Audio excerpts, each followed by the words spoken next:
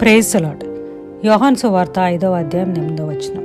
యేసు, నీవు లేచి నీ పరుపెత్తుకొని నడువమని వారితో చెప్పగా, బెతెస్డా కోనేరు దగ్గర ఒక దూత వచ్చి అక్కడ నీళ్లను తిప్పగా, ఎవరైతే మొదటిగా నీళ్లను తాకుతారో వాళ్ళకి స్వస్థత వస్తుంది.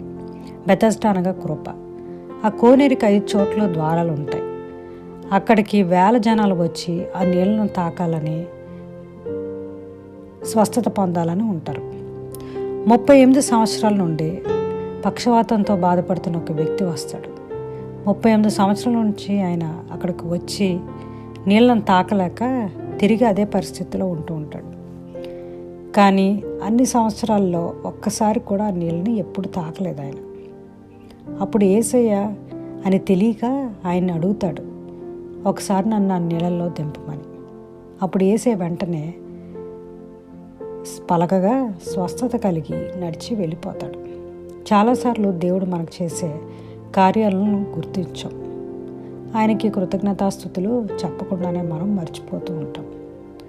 మన ప్రతి అవసరాలు తీర్చే యేసయ్యని ఎప్పుడు స్తుతి చెల్లించాలి. ఆమేన్.